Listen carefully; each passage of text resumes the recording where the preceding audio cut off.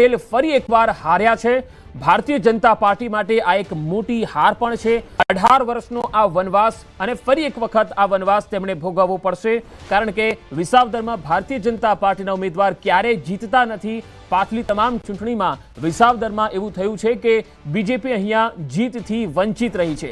આ વખતે પણ બીજેપી જીતથી વંચિત રહી છે। કિરીટ પટેલ અને સાથે સાથે સરકારના એ તમામ મંત્રીઓ પણ વિસાવદરમાં પ્રચારમાં ગયા હતા। સીએમથી લઈને સીઆર પાટીલ, જયેશ રાદડિયાથી લઈને તમામ જે નેતાઓ છે એ વિસાવદરમાં પ્રચાર માટે પહોંચ્યા હતા, પરંતુ આટલો કેબિનેટના મંત્રીઓ અને જે દિગ્ગજ નેતાઓ પ્રચારમાં આવ્યા હોવા છતાં પણ ગોપાલ ઇટાલિયા જીતી જાય છે, તો આ એક નાની જીત નથી, આ એક મોટી જીત છે।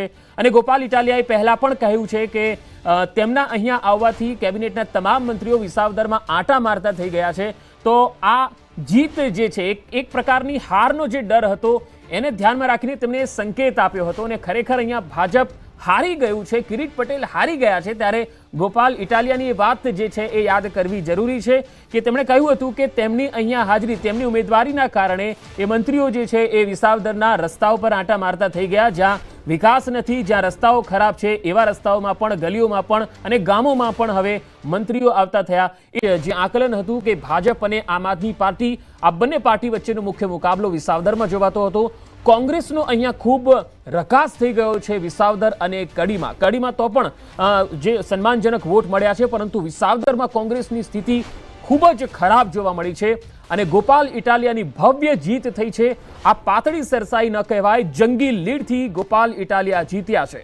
ગોપાલ ઇટાલિયા શરૂઆતથી જ, એટલે કે જ્યારે પેટા ચૂંટણીની જાહેરાત થઈ એ પહેલાથી જ આમ આદમી પાર્ટીએ તેમને વિસાવદરથી ઉમેદવાર જાહેર કર્યા હતા। અને આપણે જણાવી દઈએ કે ગોપાલ ઇટાલિયાએ વિસાવદરના તમામે તમામ ગામોનો પ્રચાર કર્યો હતો, તમામ ગામમાં ગયા હતા, ઝંઝાવાતી પ્રચાર કર્યો હતો, ખેડૂતોના પ્રશ્નો ઉઠાવ્યા હતા, ઇકો ઝોનના પણ પ્રશ્નો તેમણે ઉઠાવ્યા હતા। એટલું જ નહીં, પરંતુ જે પ્રચાર અને જનસભાઓમાં જે આક્ષેપબાજી થતી હતી તેનો જવાબ પણ તેઓ બખૂબી આપતા હતા। આક્રમક મિજાજ અને એક ઉર્જાવાન યુવા નેતા તરીકેની એમની છબી જે રહી છે, વિસાવદર વાસીઓએ તેને આવકારી લીધી છે। અને વિસાવદરની જનતાએ ફરી એકવાર ચોંકાવનારા પરિણામ આપી અને આમ આદમી પાર્ટીના ઉમેદવાર ગોપાલ ઇટાલિયાને જંગી મતથી જીત આપી દીધી છે અને વિસાવદરથી તેઓ વિજેતા થઈ ગયા છે।